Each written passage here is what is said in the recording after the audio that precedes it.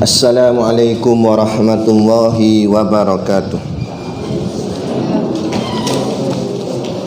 Ila hadrati sayyidina wa habibina wa syafi'ina Muhammadin sallallahu alaihi wasallam wa ila arwahi abaihi wa ikhwanihi minal anbiya'i wal mursalin salawatullahi wa salamuhu alaihi wa alaihim ajma'in wa ala ali kulli wa sahabati wal qarabati wa tabi'in wa tabi'it tabi'in bi ihsanin ila yaumiddin wa ila arwahi walidina wa muallimina wa zawil huquqi alaina ajma'in wa khususan ila hadrati Syekh Abdul Ghani Yahya wa Syekh Omar Yusuf wa Hujjatul Islam Imamul Ghazali wa Syekh Daud bin Abdullah Al-Fatani bisiril Fatihah. A'udzubillahi minasyaitonir rajim. Bismillahirrahmanirrahim. Alhamdulillahirabbil alamin. Arrahmanirrahim. Maliki yaumiddin. Iyyaka na'budu wa iyyaka nasta'in. Ihdinas siratal mustaqim. Siratal ladzina an'amta 'alaihim ghairil maghdubi 'alaihim waladdallin. Bismillahirrahmanirrahim. Alhamdulillahilladzi anzala 'ala 'abdihil kitaba wa lam yaj'al lahu 'iwaja. Asyhadu an la ilaha illallah wahdahu la syarika lah. Lahul mulku wa lahul hamdu yuhyi wa yumit wa huwa ala kulli syai'in qadir. Wa asyhadu anna sayyidana Muhammadan abduhu wa rasuluh. Allahumma salli wa sallim wa barik ala sayyidina Muhammad wa ala alihi wa sahbihi wa man tabi'ahu wa nasarahu wa wala. Subhanaka la ilma lana illa ma 'allamtana innaka antal alimul hakim. Rabbi shrah li sadri wa yassir li amri wahlul 'uqdatam min lisani yafqahu qawli wala haula wala quwwata illa billahil aliyil azim. Amma ba'd. Alhamdulillah, kita sama-sama panjatkan syukur kehadiratillah Subhanahu wa taala yang dengan limpah dan kurnianya diizin oleh Allah Subhanahu wa taala pada kita pada malam ini untuk kita menyambung lagi kuliah pengajian kita, iaitu kitab Risalatut Tauhid dan juga kitab Minhajul Abidin, insya-Allah. Jadi dengan pengajian ini kita harapkan Allah memberikan ganjaran yang berlipat kali ganda nanti di hari akhirat kelak, insya-Allah, dan dimasukkan ke dalam syurganya, insya-Allah. Amin ya rabbal alamin. Yang saya hormati pengasas juga mudir, yakni Ustaz Jafri, dan seluruh saf kepimpinannya yang tak dapat kita nak sebutkan namanya satu persatu, yang amat-amat disanjungi para asatizah, alim-alim ulama, tuan-tuan guru, ustaz ataupun ustazah yang mungkin hadir pada malam ini. Mohonlah ditegur kepada hamba yang fakir dalam bidang ilmu ini, sekiranya apa yang disampaikan dan dikongsikan ada salah dan silapnya. Yang kita kasihi ayah-ayah, ibu-ibu, adik-adik, pemuda-pemudi muslimin dan muslimat yang dirahmati Allah sekalian. Buka muka surat 13, kitab Jawi, Risalatut Tauhid. Qala al-muallifu rahimahullahu ta'ala wa nafa'ana wa iyyakum bi ulumihi fid daraini amin ya rabbal alamin.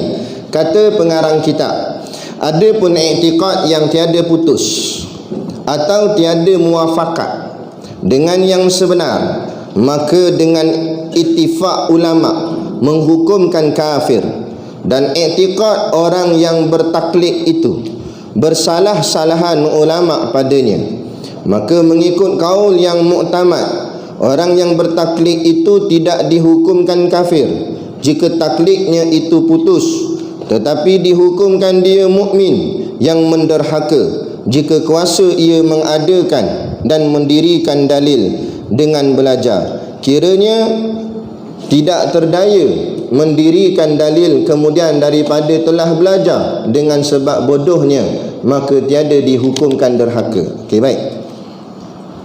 Sebelum ni kita bicara dah tentang keyakinan kepada agama, keyakinan pada Allah dalam rukun iman itulah. Yakin tu mestilah jazam. Dalam bahasa ilmiah dia dipanggil jazam. Jazam tu maksudnya 100%, putus, tak goyang sikit pun, tak kendur sikit pun. Selain daripada jazam, semuanya finnar, masuk dalam neraka. Turun sikit je, 99.99% je yakin.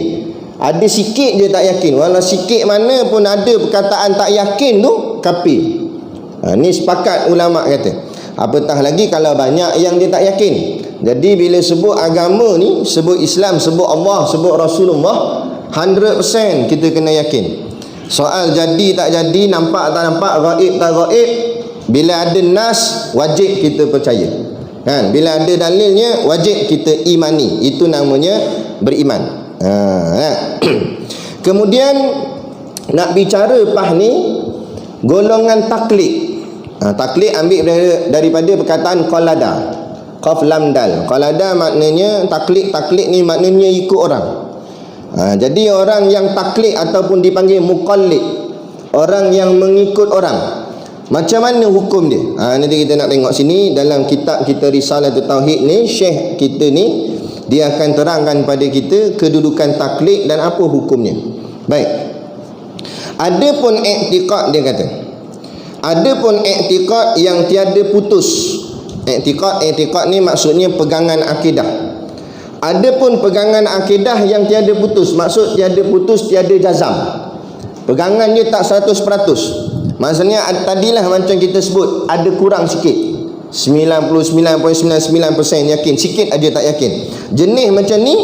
Ataupun dia kata tiada muafakat dengan yang sebenar. Apa yang dia imani tu tak betul, apa yang dia pegang tu tak betul, apa dia yakin tu tak betul, walaupun keyakinan dia 100% jazam. Tadi yang pertama tak jazam, maknanya ada kurang sikit, tak yakin. Itu satu hal. Hal yang kedua, kalau jenis orang yang dia jazam 100% yakin, tapi apa dia yang dia yakin tu salah. Okey. Contohnya dia yakin 100% tapi batil. Golongan Yahudi wan Nasara. Orang Yahudi dia yakin sangat agama dia betul, 100% dia yakin, tapi tak betul. Begitu juga orang Nasrani, orang Kristian, yakin sangat bahawa Jesus tu Tuhan, tapi tak betul. Nampak? Jadi walaupun dia yakin kuat macam mana pun, tapi bila benda tak betul, tak masuk juga.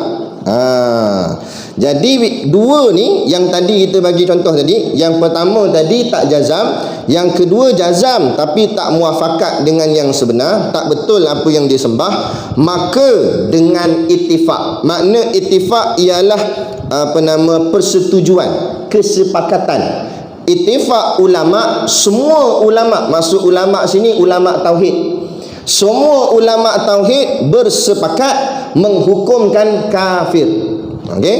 Jadi dua ni yang kita sebut tadi ni confirm, tak ada khilaf di kalangan ulama, maka yang ni kafir. Apa dia kafir? Tak jazam. Tadilah kita sebut tadi, dia ada sikit dia tak yakin dengan Islam, kafir. Ataupun dia yakin semua, tapi apa yang dia yakin tu tak betul, pun kafir juga. Macam tadilah Yahudi dengan Nasrani tadi. Jadi bila sebut dengan agama ni, tak boleh kurang walaupun sikit. Tak kira lah mu minat tak minat, mu suka tak suka, tak yakin bahagian agama, automatik jadi kafir. Kan? Sebab tu dulu pernah berlaku kecoh di negara kita ni, isu kafir mengkafir, takfiri. Dia bukan masalah kafir mengkafir, ini masalah akidah, sebut terang dalam kitab. Bila mu tak yakin walaupun sikit je dalam bab agama, kafir. Sembelihan tak sah, jadi imam tak sah, semayang tak sah, semua tak sah. Sebab kafir. Sebab apa dia jadi kafir? Sebab dia pergi jawab hukum hudud tidak sesuai dilaksanakan. Maknanya yakin tak dengan Islam? Tak yakin lah tu. Walaupun situ je dia tak yakin, lain dia yakin, semayang dia yakin, puasa dia yakin, sikit dia tak yakin, kafir. Bukan saya kata, kitab kata. Nak tangkap dengan kitab-kitab sekali. nak ceritanya sebab ada hujah. Bukan kita cerita kosong, bukan ambil daripada berita hairan, ni ambil daripada kitab. Daripada kitab Risalatul Tauhid. Bukan kitab ni je lah, banyak lagi kitab sebut, kan? Jadi kita mengaji ni biar kemah. Biar orang cakap macam mana pun ada sebut dalam kitab. Itu penting mengaji berkitab, supaya apa yang kita pegang tu jelas, mana buktinya, mana tulisnya, siapa kata, ulama mana kata ni. Jelas lah. Tak mau main ambil dengan Syekh Al-Ghugli, kan? Ambil itu apa? Baik. Dan i'tiqad orang yang bertaklid, dia ada. Tadi jelas dah dua ni kafir. iaitu orang yang tak jazam, orang yang tidak muafakat dengan sebenar, terang jelas dah. Sepakat ulama kata kafir. Macam mana pula kalau golongan yang ketiga? Ketiga ni golongan i'tiqad, golongan yang bertaklid. Orang yang i'tiqadnya dengan cara bertaklid. Maksud taklid, dia ikut-ikut orang. Saya ngajar ni, tuan-tuan ayah ibu yang dirahmati Allah sekalian, ikut saya. Saya kata saya kata B, itu dipanggil taklid. Hari ni saya kata A, esok saya kata B, ikut je. Hari ni saya kata Tuhan satu, orang percaya, kata ustaz kata Tuhan satu. Esok datang pula saya kata Tuhan dua, percaya pula Tuhan dua. Itu panggil taklid. Diikut aja. Tu. Jadi macam mana hukum golongan orang yang taklid ni? Kata Syekh, bersalah-salahan ulama. Bila baca kitab lama, dia ada sebut bersalah-salahan, tu maksudnya berbeza pendapat. Bila berbeza pendapat, di situ artinya muradnya ada khilaf. Jadi ada khilaf di kalangan ulama tentang menghukumkan orang yang bertaklid ni. Ulama padanya, maka mengikut kaul yang muktamad. Bila kita belajar tentang agama ni, kita akan jumpa kaul. Kaul tu sebut makna apa kaul? Kaul tu artinya pendapat. Kaul tu maknanya pendapat. Jadi mengikut pendapat yang muktamad. Bila dengar ada kaul muktamad, maksudnya mula-mula ada banyak pendapat. Lepas tu pendapat ni dikaji. Akhirnya buat ulama-ulama buat muzakarah, bincang, keluar satu keputusan.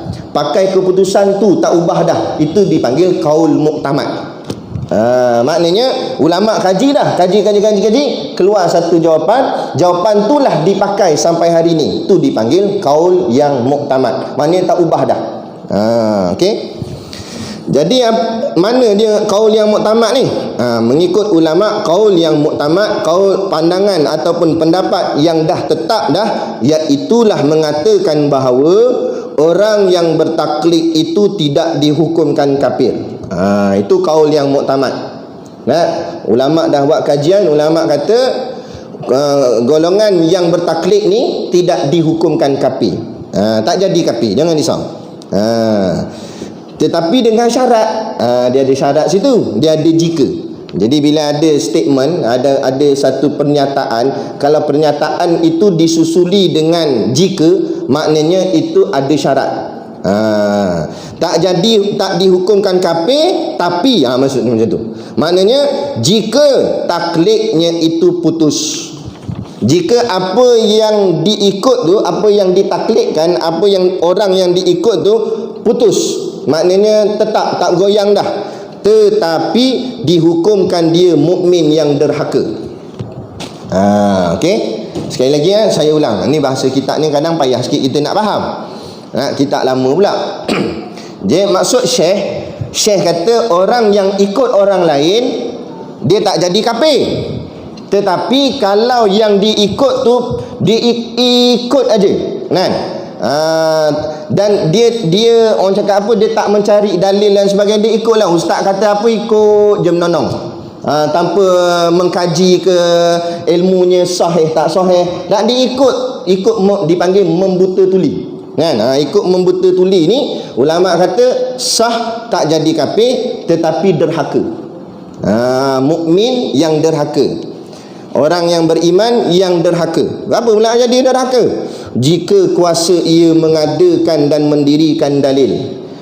Syarat dia jadi derhaka kalau dia ni boleh cari dalil, boleh cari boleh pergi belajar, mendirikan dalil atau dengan belajar. Dia kata mengadakan dan mendirikan dalil dengan belajar.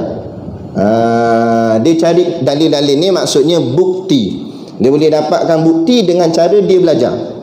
Contohlah, takut tak faham kan?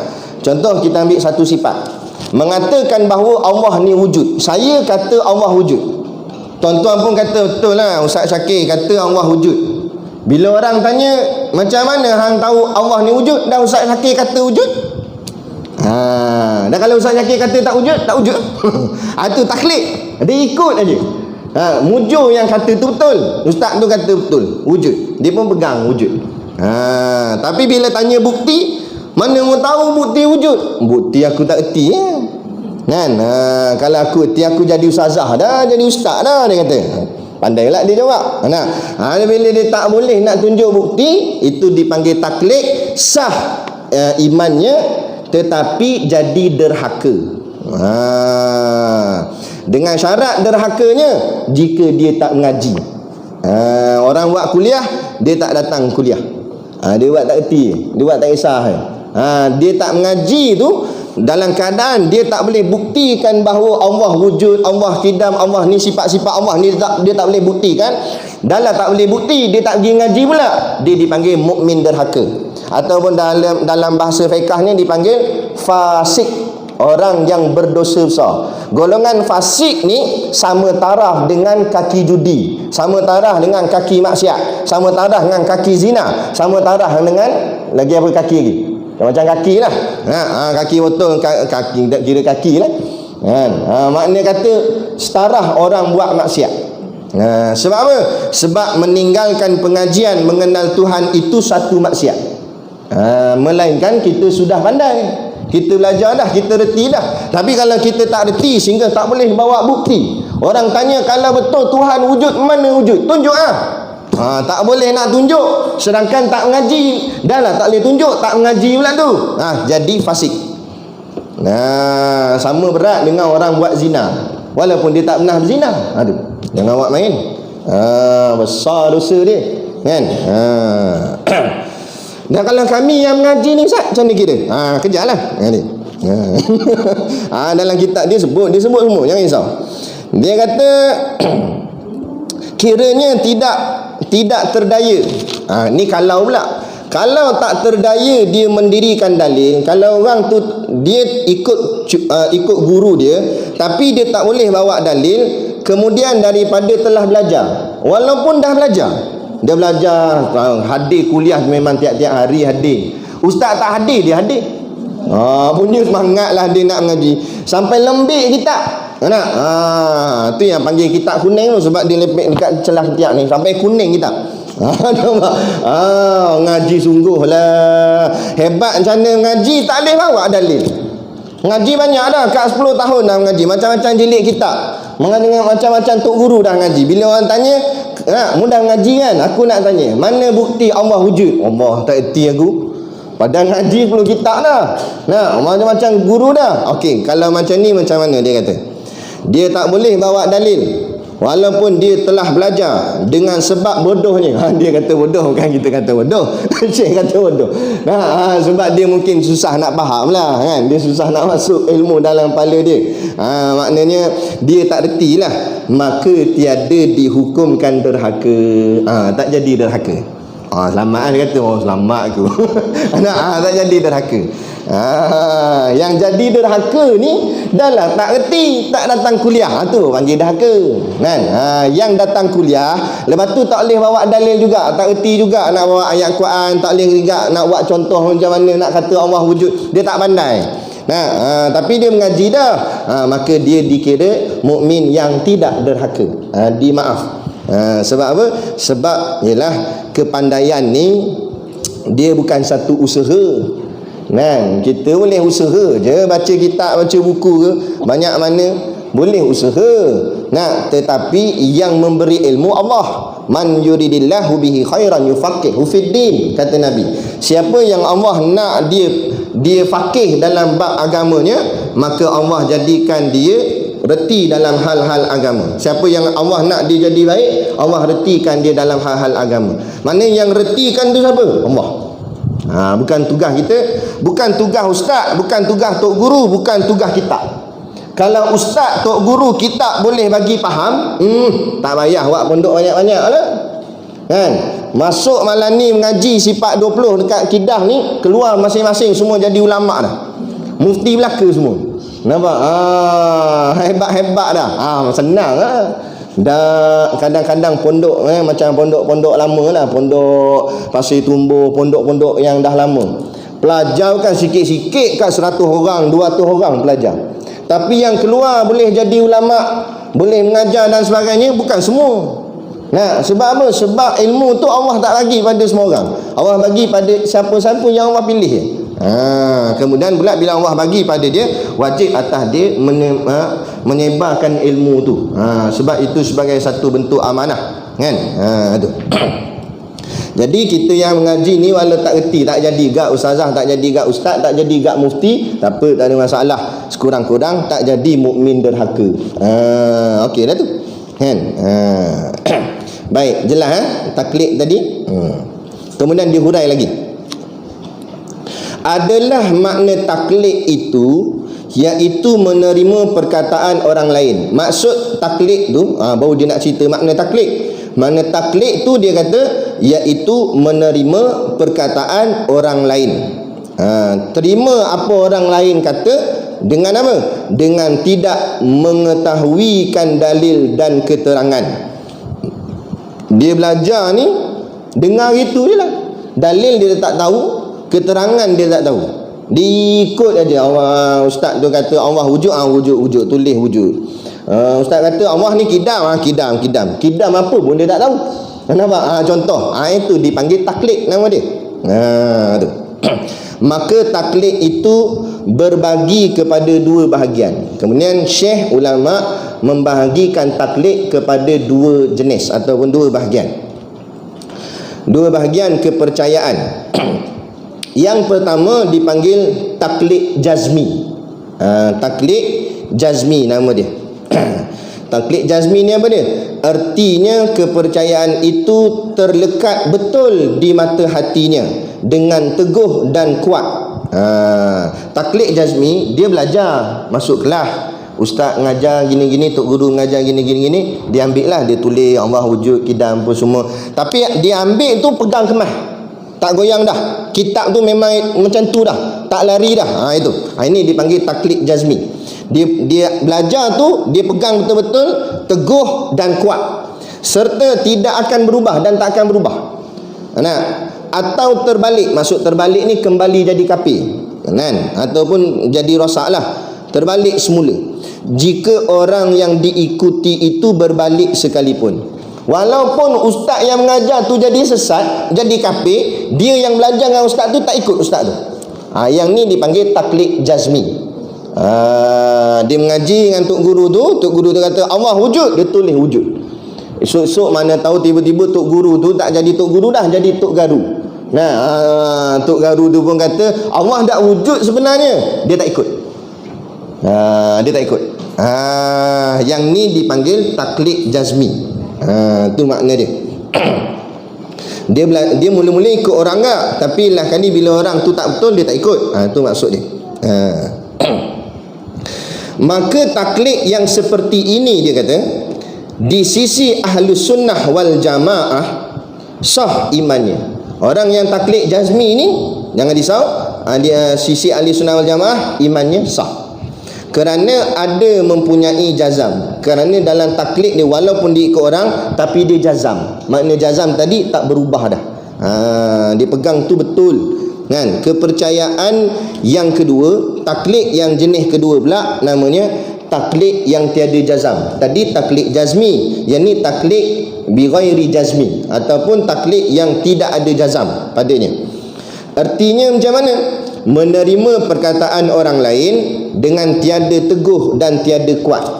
Dia lawan pada yang pertama tadi. Pertama tadi taklidnya kuat, taklidnya teguh. Tapi yang kedua ni taklidnya tak kuat, dia tak teguh. Sebab yang pertama tadi taklid dia kuat sebab dia salin, dia tulis Allah. Dia kata tok guru kata Allah wujud, tulis wujud. Taklid kedua dia tak tulis. Tu yang kadang-kadang dia tak ingat wujud ke tak. Dia tak kuat lah. Nampak? Sebab dia main ikut dengar je. Bahaya tak? Kan? Jadi tiada kuat dia, tiada teguh dan tiada kuat. Sekiranya orang yang diikutinya itu, guru dia tu, seperti gurunya ataupun juga ibu bapanya atau lainnya atau siapa-siapalah yang diikut berbalik iktikadnya, maka ia pun mengikut berbalik. Jenis taklid kedua ni taklid bi ghairi jazmi, taklid yang tanpa jazam. Kalau gurunya betul, dia ikut betul. Kalau gurunya jadi tak betul, dia pun jadi tak betul. Ini taklid tadi ni, yang taklid yang kedua ni. Berbalik i'tiqadnya. Maka ia pun mengikut juga berbalik. Dia kata, dua. Maka taklid yang seperti ini dihukumkan tiada sah imannya. Yang ni barulah taklidnya tak sah. Taklidnya itu imannya tak sah. Bila iman tak sah, mana apa? Makna kafir. Hati-hati, jaga-jaga. Kan? Jadi belajar bukan suruh ikut saya ataupun ikut mana-mana ustaz yang mengajar ni, tapi ikut ilmu yang diajarnya. Sebab itulah bila kita kuliah, kita mengajar, kita pakai kitab. Bukan ikut saya, ikut ilmu dalam kitab. Saya tolong baca je. Saya ni datang kuliah jauh-jauh apa semua ni, tolong baca je. Nak harap baca sendiri memang tak baca dah kat rumah tu. Tersepuk aja kita. Saya tolong baca, tolong cerita balik je. Kan kita mengajar pun, kita pun tak pandai mana, kita tolong baca. Macam budak-budak lah nak tidur nak, mak dia datang duduk tepi, baca lah cerita sang kancing dengan sang anak. Tolong cerita je. Macam tu lah. Jadi insya-Allah moga-moga ikut ilmu. Sebab tu biar kita ada kitab supaya kita jelas. Kan? Ni bila mati mak ayah, orang tanya, dah ayah meninggal itu tinggal apa? Ayah aku tinggal motor ES5. Kan? Motor ES5 buat apa? Yang kita nak tinggal pada anak-anak keturunan kita ni ilmu. Tinggalkan kitab. Kan? Itu wasiat kita. Kalau dah nazak nak meninggal tu, wasiatkan ilmu. Ingat alung angah kat dalam almari tu, ayah ni, mak ni ada simpan ni kitab-kitab agama. Ambil, belajar, baca. Kan? Pergi kuliah-kuliah kat masjid ni, ustaz-ustaz mengajar, pakai kitab tu, belajar, didik anak-anakmu, keturunanmu semua. Biar keturunan kita ni keturunan orang soleh. Tak alim tak apa, tapi soleh. Tak apa dah jadi orang baik. Kan? Moga-moga ayah mak mati dalam kubur ni, hidup tu tenang. Tak kena seksa. Ini dah ayah nak tidur dalam kubur pun habis kena sebab apa? Anak joget kat atas. Anak pesta maksiat kat atas. Nampak? Jadi ni kita kena pesan. Jangan pesan dia lain, pergi pesan tanah. Belakang rumah tu ada Pak Eka. Tak payah cerita pak tu. Kita baru batuk 2 kali dia cari dah geran. Nampak tak mati lagi, baru batuk. Ayah batuk dah, cari geran tengok. Nampak? Pandai dah dia dalam bab dunia ni, tak payah ajar. Dalam bab dunia ni, Dayak dalam hutan reti. Ini kan pula kalau orang mengaji sekolah apa semua, lagilah reti. Dunia ni bukan payah sangat. Yang payah akhirat. Akhirat kalau tak ngaji, apa pun tak ada. Tapi dunia, tak pergi sekolah pun boleh hidup. Betul tak? Tengok orang asli tak masuk sekolah dia. Kenyang menyandar makan, perut sampai buncit menyandar kat ni kelapa sawit. Nampak? Dah kenyang dia makan. Eloknya hidup dunia ni dah berbayar sangat. Tapi kita tersalah, kita terikut cara-cara kafir, akhirnya kita banyak mementingkan dunia. Sibuk dengan pelajaran dunia semata-mata. Bukan salah belajar dunia, tapi meninggalkan belajar akhirat tu yang salah. Akhirnya hebatlah jadi peguam, jadi doktor, jadi engineer, tapi tak kenal Allah, akhirnya lawan hukum Allah. Jadi doktor lawan Islam, jadi peguam lawan Islam. Sebab apa? Kalau ikutkan cerdiklah PhD, master. Tapi rupanya hakikat dia bodoh, sebab dia kenal alam, dia tak kenal siapa yang mencipta alam. Tak ke bodoh itu? Kita matematik 1 tambah 1 tak kerti nak jawab dah. Pening. 1 tambah 1 18 ke berapa dah. Tak kerti dia, bodohnya. Tapi bila tanya ni pokok siapa jadi? Allah. Ni langit siapa jadi? Allah. Allah tu macam mana? Dia ada banyak, tak satu. Lagi baik dia. Dan dia layak masuk syurga Allah. Betul tak? Tu. Cerita tentang menantu pondok dengan menantu tak pondok. Dia cerita. Apa nama anak dia tu nikah lah dengan satu ustaz lah. Ustaz ngaji pondok, dah faham lah orang ngaji pondok bukan kaya mana. Kan? Masa datang nak nak merisik tu pun motor mampu minyak depan rumah. Nampak nampak exhaust sampai cabut. Orang susah, orang ngaji pondok kan ada duit sangat. Tunggu ada kematian tahlil lah orang boleh. Ada sikit nampak orang bagi upah. Gitulah. Lebih-lebih kurang lah ngaji pondok. Tapi tak apalah, alhamdulillah akhirnya kahwin jugalah dia. Seorang lagi menantu engineer. Engineer lah. Kan? Naik kereta hebat lah kan. Bukan lekeh-lekeh punya kereta. Kan? Kereta apa? X50. Yang terbaru ni lah. Hebat kereta. Bawa keluar seat tu ada plastik lagi seat. Mahal ni kereta ni. Kan? Jadi satu hari tu nak hari raya. Jadi nak hari raya nak pergi beli baju raya. Mak dia pun ajak lah anak dengan menantu sekali, jom kita pergi bandar. Nak pergi cari baju raya, nak tengok baju raya kan. Lepas tu yang pondok ni tanya, nak naik apa? Naik ES5. Tok mu naik ES5 buat apa? Ni nak menantu aku ni ada kereta baru ni, naik kereta dia lah, naik ES5 buat apa? Esok pun nak cabut. Mak dia garang, mak mertua dia. Tak apalah, naik kereta X50. Dan sekali berhenti kat traffic light merah. Kat tepi traffic light tu ada bus stop. Ada satu pakcik tu tengah tunggu bas itu. Pakcik tu pakai kopiah. Biasa orang kampung kan, tunggu bas pakai kopiah gitulah, duduk tunggu situ. Tiba-tiba pakcik tu panas garuk kepala. Pakcik tu pun buka kopiah, botak tengah rupanya pakcik tu. Tepi je ada rambut. Lepas tu mak dia tanya, botak tengah rupanya pakcik ni. Dia kata, kenapa rambut dia tak tumbuh di tengah? Yang pondok ni jawab, sebab Allah tak tumbuhkan. Pondok jawab. Lepas tu mak dia kata, jawapan simple sangat. Jawapan orang bodoh gitu lah. Jawapan orang bodoh. Jawapan senang sangat jawapan. Ni cuba tanya yang anak menantu yang engineer Intan Payung ni.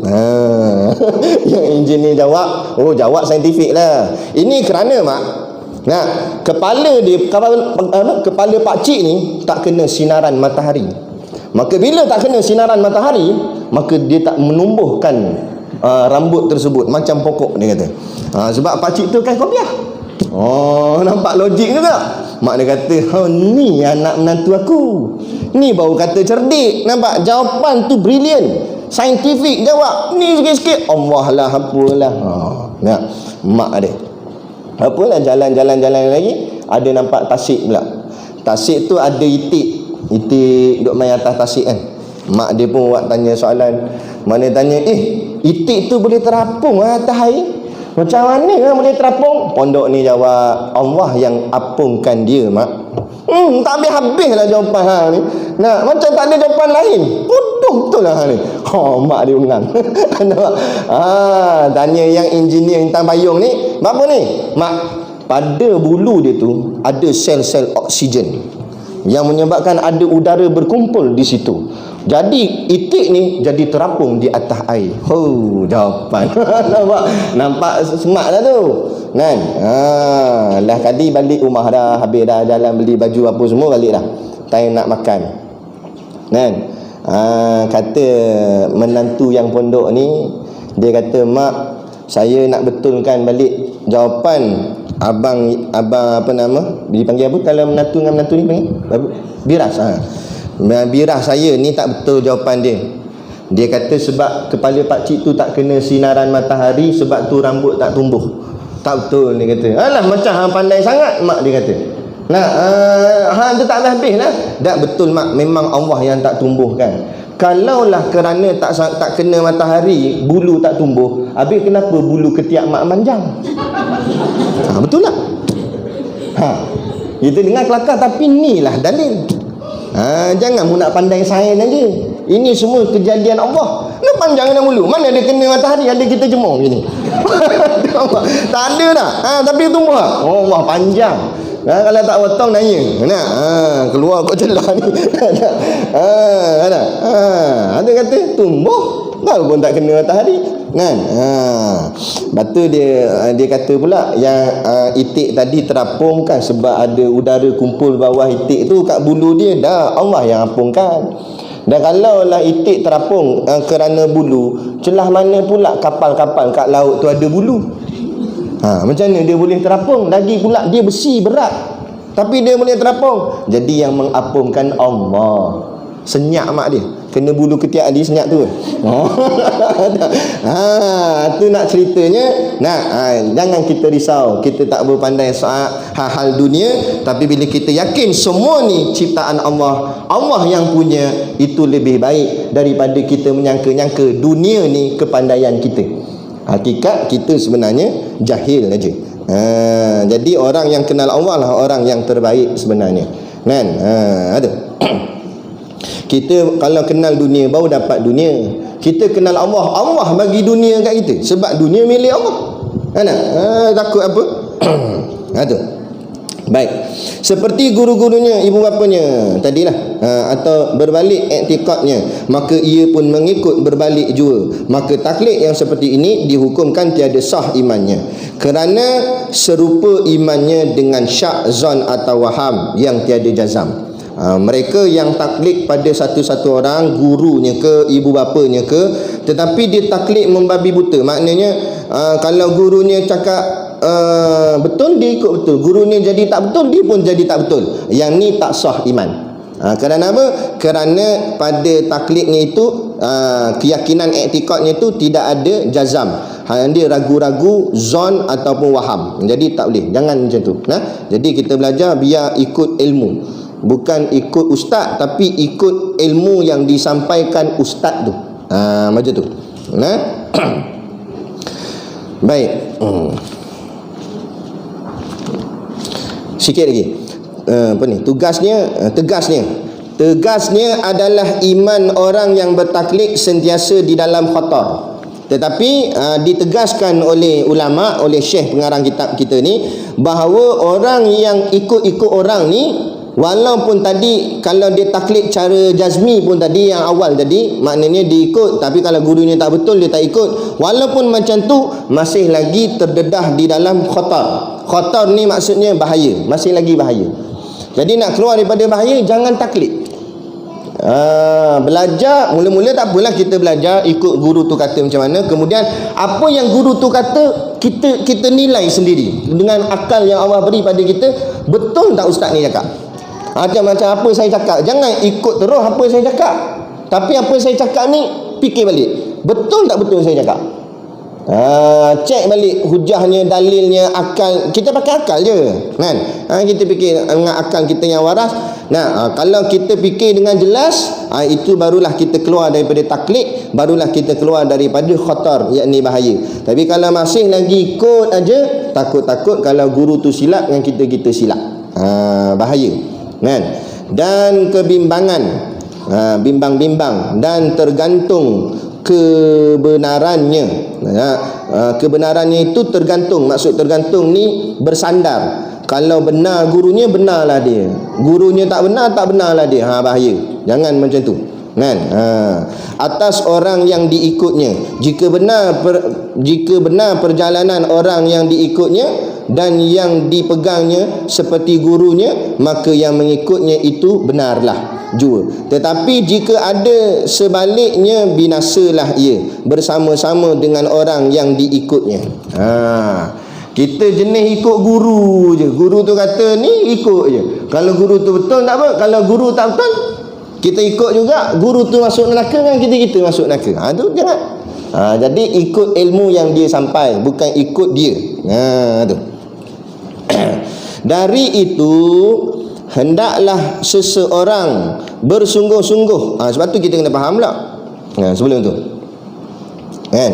Jadi ikut apa yang disampai, bukan ikut orangnya. Ikut apa yang dikata. Kalau yang dikatanya tu betul, kita ikutlah. Walaupun orang yang berkata tu orang yang tak betul. Contohnya katalah kita tak ikut Wahabi, tapi apa yang orang Wahabi tu kata betul, ikutlah. Contoh, Wahabi kata, ada ustaz Wahabi kata solat ni 5 waktu. Betul tak 5 waktu? Betul. Takkan kita nak lawan sebab dia Wahabi tak betul 5 waktu. Lepas tu siapa yang jadi sesat akhirnya? Kita jadi sesat. Syiah kata sembahyang ni 5 waktu. Walaupun yang kata tu Syiah, tapi 5 waktu tu betul tak? Betul. Tapi bila dia kata tak betul, walaupun namanya ahli sunnah wal jamaah, boleh ikut tak? Itu. Lepas tu kita kena jelas, kena faham. Itu sudut nama, tapi intinya, isinya kena jelas faham. Kan? Tapi ghalibnya ahli sunnah, ustaz-ustaz ahli sunnah, betul lah. Ustaz-ustaz yang fikrah lain ni banyaklah ni tak kenanya. Kan? Ghalibnya begitu. Tapi cara kita nak mikirnya, tengok isi dia. Gitu. Baik. Dari itu hendaklah seseorang bersungguh-sungguh menuntut ilmu. Jadi untuk keluar daripada khatar bahaya tadi, bertaklid ikut-ikut orang, maka hendaklah setiap daripada kita bersungguh-sungguh menuntut ilmu. Aqaidul iman, ilmu akidah. Bukan mesti kita ni mentaliti masyarakat awam ni sekarang ni duk faham kalau mengaji sekolah agama sebab nak jadi ustaz. Lah, bukan gitu. Mengaji sekolah agama sebab nak jadi orang agama. Orang agama maknanya orang Islam lah. Betul tak? Sebab tu kita belajar agama. Tapi kita faham, belajar sains sebab nak jadi saintis. Belajar matematik sebab nak jadi mathematician. Nak belajar agama sebab nak jadi ustaz, nak jadi ulama. Lah, bukan mesti jadi ulama, bukan mesti jadi ustaz, tapi sebab nak jadi orang yang ikut agama. Dan kalau mu tak belajar agama, mu nak ambil belajar agama kat dalam mana? Dalam sains, mana dia belajar? Nampak? Kena belajarlah abad agama. Jadi ubah mentaliti. Ni bila kita tanya, tak hantar anak tahfiz. Saya bukan nak anak saya jadi hafal Quran. Saya nak anak saya jadi askar. Lantak pilah askar tu. Nak hantar tahfiz bukan nak suruh dia jadi hafiz sangat, tapi nak dia boleh baca Quran sekurang-kurang. Ada dia boleh hafal berapa juzuk, itu kemampuan dia. Nampak? Kurang-kurang dia, ini anak bersepah-sepah kat sebelah orang, seorang pun tak boleh baca Quran. Si P pandai 4 kali 2 8. Dia sebut. Dah mak mati nak baca benda duduk tepi kubur. Nak baca keluar Allah pun tak reti. Lah kali si P tu 4 kali 2 8 je tepi kubur. Nampak? Penggali kubur hempuk dengan cangkul. Nampak? Apa lagi jadi gitu. Jadi ubah mentaliti masyarakat ini adalah ni kan. Nak bagi tahu pada masyarakat luar sana, supaya ubah pemikiran kita. Belajar agama ni satu kewajipan sebab kita orang agama. Kita bukan kafir, kita bukan Hindu, bukan Buddha, bukan Kristian, kita orang Islam. Wajib atas kita hantar anak mengaji sekolah agama Islam. Tak kira lah pagi nak hantar sekolah kebangsaan, belah petang hantar sekolah agama. Tak ada masalah, ikutlah cakap apa, usaha ikhtiar yang kita mampu. Tapi belajar agama itu wajib. Baru betul. Barulah kita buat apa pun ikut agama ajar. Apa boleh, apa tak boleh. Dia. Jadi bersungguh-sungguh menuntut ilmu aqaidul iman yang sahih, yang benar, supaya terlepas ia daripada syak, supaya dia keluar daripada ragu-ragu dengan Allah. Sebab itulah kita kadang kita pelik kenapa dia kan doktor, dia kan ada PhD, kenapa dia ragu dengan agama? Tak payah belik lah, sebab dia tak belajar bab agama. Bila orang tak belajar sesuatu benda tu, dia tak ada pengetahuan tentang benda tu, maka dia meragui benda tu. Betul tak? Contoh, dia tak belajar bidang selok belok enjin kereta, kan? Jadi bila orang cerita gini-gini, dia ragu tak? Dia ragu. Kena komen tu pula nak jenis macam muka penipu. Kata ini rasanya ya ke ni? Dia tak tahu. Sebab dia tak ada pengetahuan, dia ragu lah. Sama ke? Tak apa, ragu bak enjin tak apa. Paling kuat pun habis duit macam tu, kena tipu. Tapi hidup lagi boleh makan lagi nasi goreng. Tapi kalau ragu dalam bak agama, masuk dalam lubang kubur boleh makan nasi goreng. Kena tibai dengan malaikat ungkar nakir. Nak cok berhenti tak boleh? Tak boleh. Dia tibai kelepang. Sebab apa? Sebab dunia dulu ragu dengan agama. Sebab apa jadi ragu? Sebab tak belajar. Sebenarnya bukan payah macam kita belajar ni, payah sangat ke? Tak payah. Tapi kenapa kita meninggalkan pelajaran agama sejak daripada usia muda dan sebagainya? Sebenarnya bukan payah sangat. Saya dulu pun menyesal juga. Saya umur 25 tahun baru mengaji pondok secara, orang cakap apa, mengaji bab agama ni secara serius. Bila fikir-fikir balik, ya Allah, nyesal aku. Kalau tahu dulu dari umur 7 tahun, 8 tahun, 10 tahun aku nak mengaji betul-betul dah bab agama. Bukan payah sangat. Lepas tu bila besar nak jadi apa, jadi ni. Lepas tu tengok orang viral video tu kan, seorang anggota polis. Nah, dia ada 2 PhD. PhD dalam bidang Quran dengan PhD dalam bidang engineering. Hebat dia. Nah, dia kerja sebagai pilot bawa kapal terbang ni. Dalam masa yang sama dia seorang hafiz Quran, 30 juzuk kemah dalam kepala. Tak hebat itu? Maknanya jangan faham bila mengaji tahfiz besar sok memang tak boleh jadi apa dah, kena jadi ustaz dia, jadi imam je. Nah, bawa semayang jemaah, lepas tu baca tahlil, itu je. Sempitnya pemikiran kita. Nah, kalau Quran yang susah dia boleh hafal, kalau nak jadi doktor, nak hafal pankreas duk mana, hati duk mana, jantung duk mana, senang? Barang senang. Quran yang susah pun dia boleh ingat, barang sains lagi senang nak ingat. Betul tak? Tu. Jadi jangan sempit pemikiran kita. Dahulukan agama letak di hadapan. Bila kita masukkan ilmu dunia dulu, lepas tu baru nak masuk ilmu agama. Masuk dah benda senang, lepas tu nak masuk benda susah. Nak masuk biar benda susah dulu. Bab agama dulu masuk. Barulah agama akan pandu dunia dia. Ni dak pergi masuk dunia dulu. Macam mana dunia nak pandu akhirat? Yang boleh pandu ni akhirat, akhirat pandu dunia. Kan? Tu. Jadi dia kata dan yang sahih supaya terlepas ia daripada syak dan waham di dalam iman. Tidak pakai ikut-ikut saja. Nah, jangan ikut-ikut saja. Istimewa zaman sekarang, maksud istimewa sini khususnya lagi di zaman sekarang, kata Syekh. Padahal Syekh ni lama dah meninggalkan kita. Nah, maknanya zaman dia pun dah banyak rosak akidah, apatah lagi zaman kita. Apatah lagi 50 tahun lagi akan datang. Tu anak saya. Nah, umur baru 2 tahun lebih. Nah, bayangkan lagi 20 tahun, 30 tahun. Saya pening dah ni. Ya, walaupun dia tak besar lagi, tapi kita fikir esok besar ni nak hantar sekolah mana ni? Nak hantar sekolah mana? Kan? Dengan keadaan macam-macam ni. Hantar universiti, dalam universiti ada Syiah. Nikah mutaah di Syiah, di universiti. Kan? Saya sempat dulu mengaji universiti. Kita tahulah benda-benda ni. Dia serang dalam ni, mahasiswa masuk dalam ni.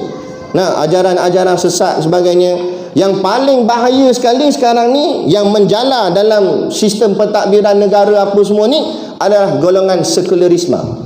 Dia gaya Islam, tapi otaknya otak sekular. Dia bawa pendekatan Islam moden, bermudah-mudah dengan agama.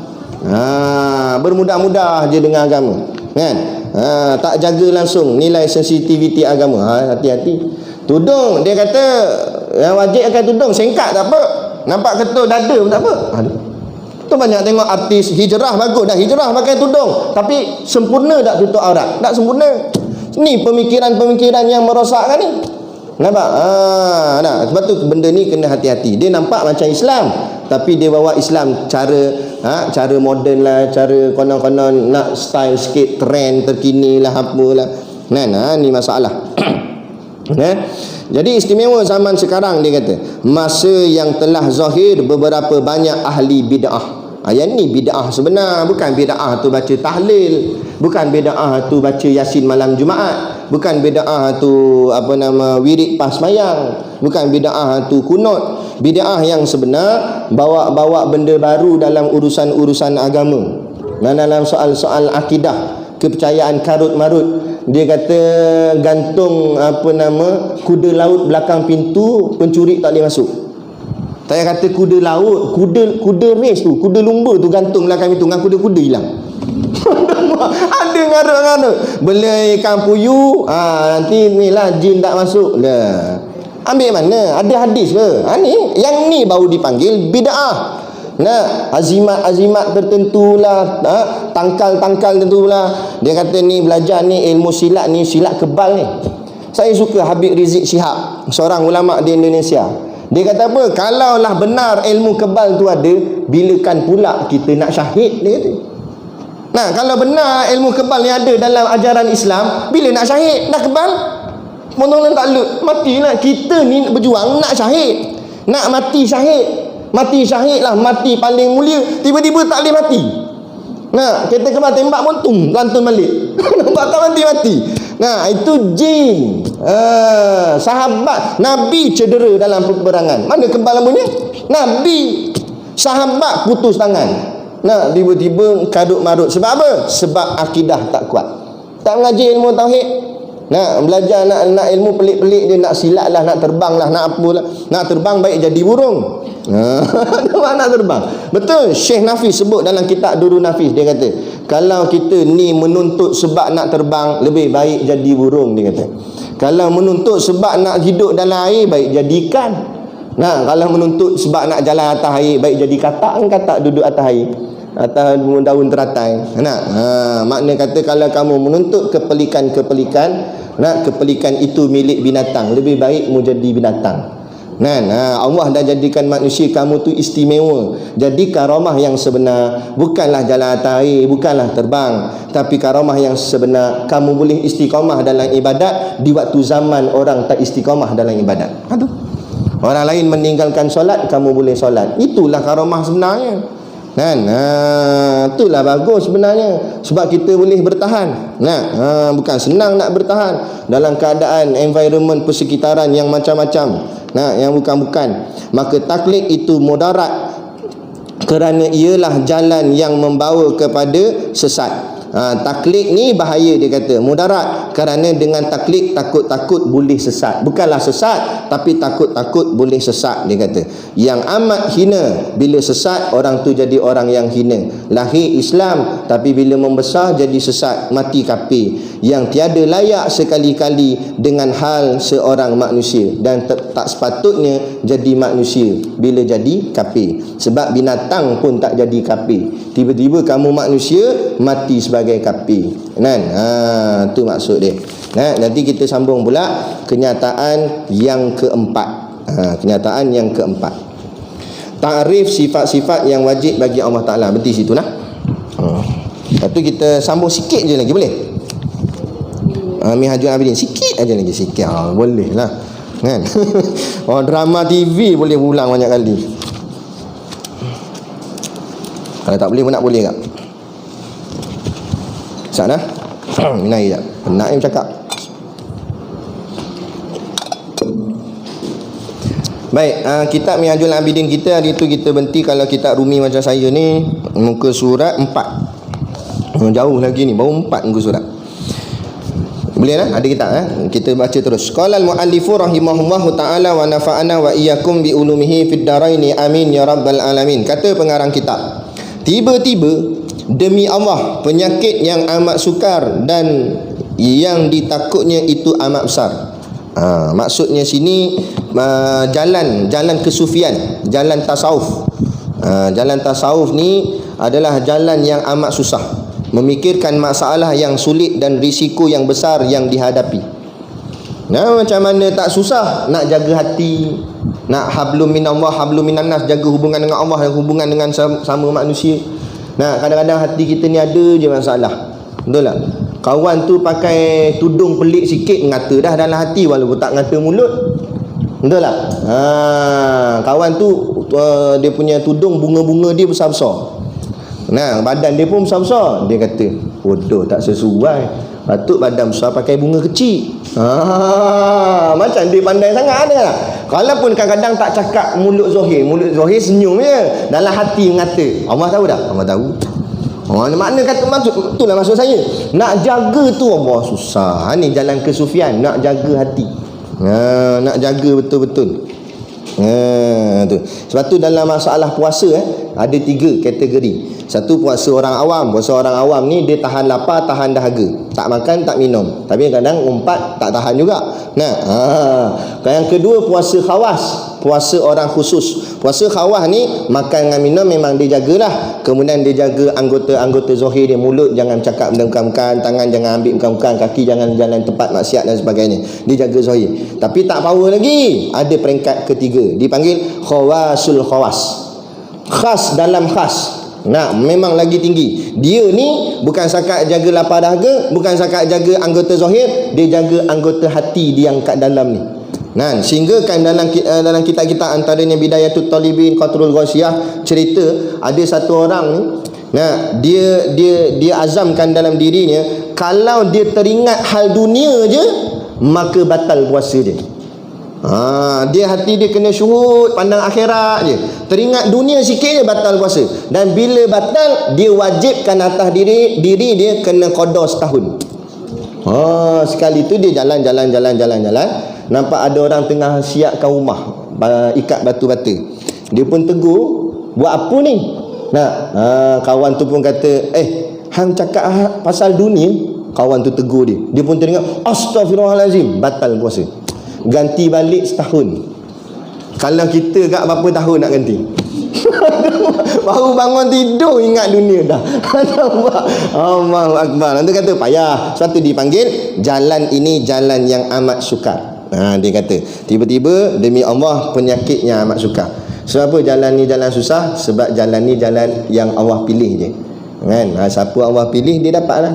Macamlah bighairi hisab, orang yang boleh lalu di titian sirat sepatah kilat bukan ramai-ramai, orang-orang yang Allah pilih je, orang tertentu. Allah beruntunglah.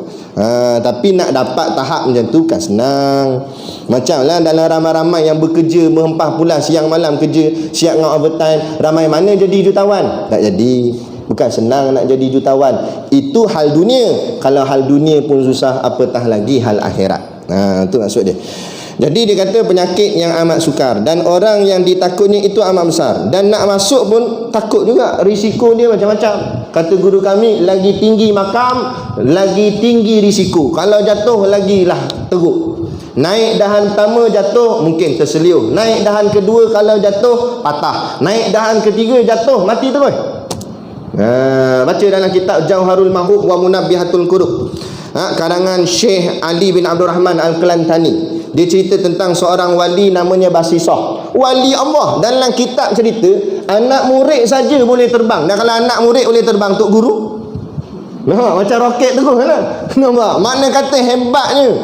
Karomah dia hebat sungguh. Lah kali mati sebagai apa? Mati kapi. Minum arak, rogol perempuan, bunuh orang. Lah kali saat nak dihukumkan gantung sebab dia dah bunuh orang, syaitan datang pada dia. Syaitan kata ikut saya, dia pun ikut. Padahal wali. Dan kalau wali pun boleh tersesat, dah kalau kita ke wali,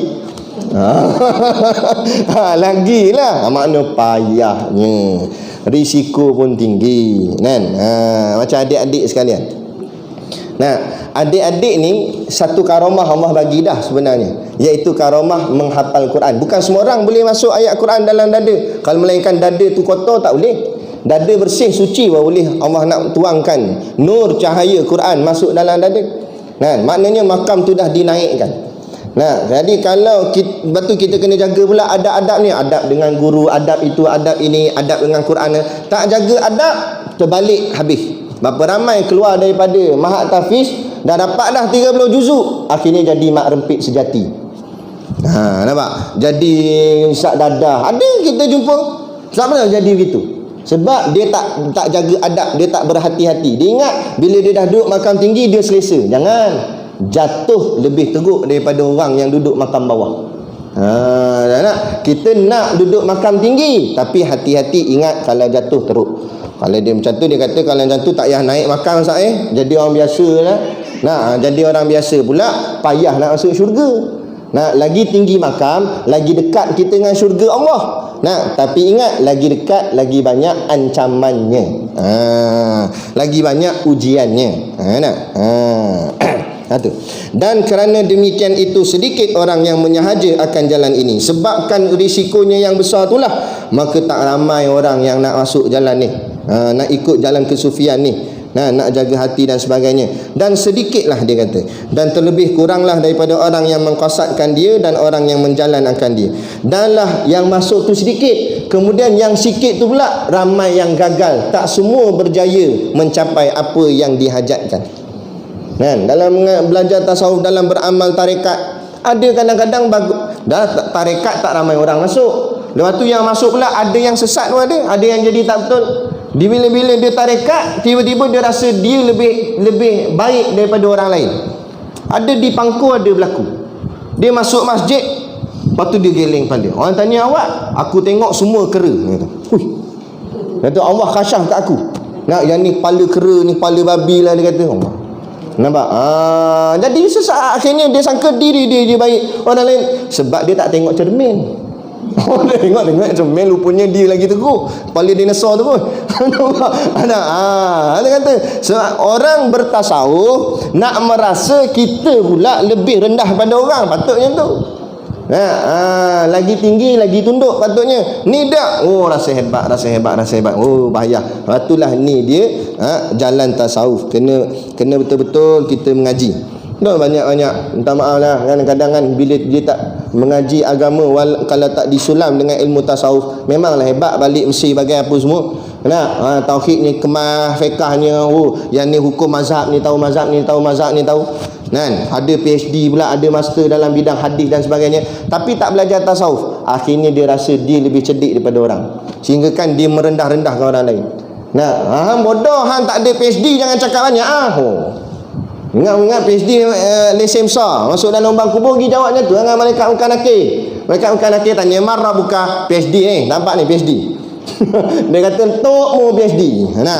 Aku tak heran mu ada PhD EFG ke apa tak kira. Kan?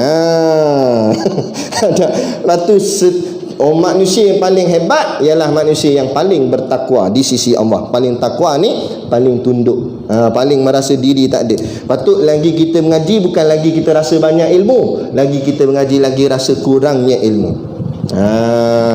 Lagi banyaknya aku tak tahu. Macam ni pula, buka lagi kitab besar ni, baru kitab kecil kita buka kitab besar Allah macam ni pula.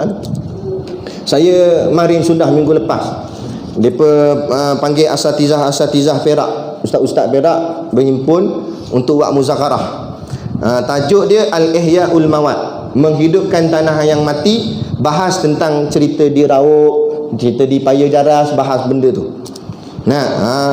Saya pun mula-mula faham, lama-lama tak faham apa yang dibahas, sebab terlampau dalam dia punya ulasan. Kan? Ustaz Adilin Nasri, Ustaz Syakirin Hussein, semua tu cerdik-cerdik pandai, ulama-ulama kupas dalam. Kita pun apa benda yang dia persembang ni, kan? Dahsyat. Maknanya jauhnya ilmu tu terlampau luas, lagi kita tunduk Allah, besarnya ilmu. Aku ni Allah cik je, kan?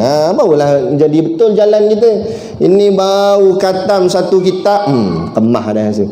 Nampak? Aku khatam risalah tauhid kot. Nampak? Anak ajak berdebat sifat 20, silakan lah. Jangan macam tu. Ada. Baik.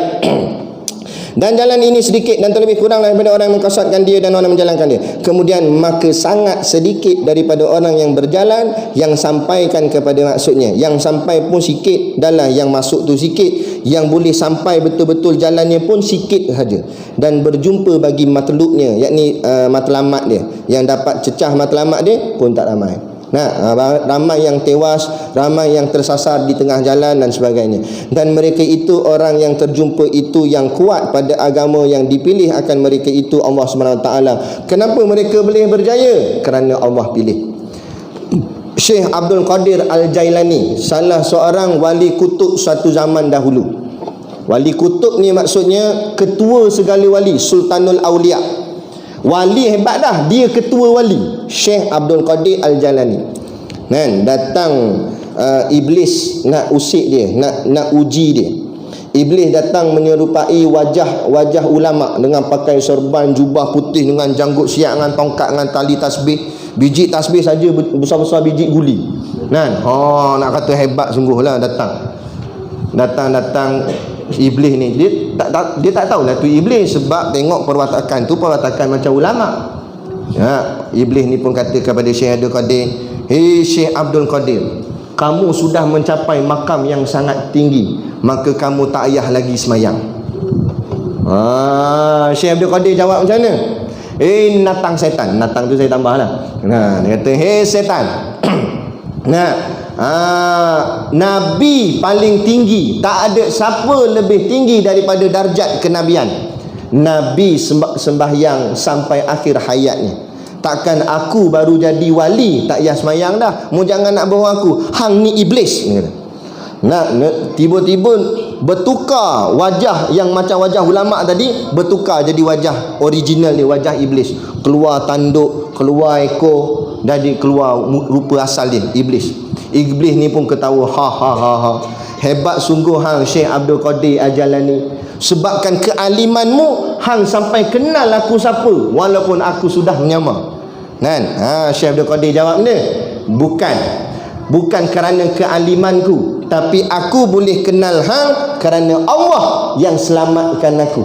Nah, kalau aku alim macam mana pun, kalau Allah tak selamatkan aku akan terpedaya dengan kata-katamu iblis. Itu Syekh Abdul Qadir Jalani. Kita Haji Jalani. Nampak? Yang pertama mungkin lepas lah. Haji Jalani Kidaf. Contoh. Ada sungguh ke Jalani? Tak ada kan?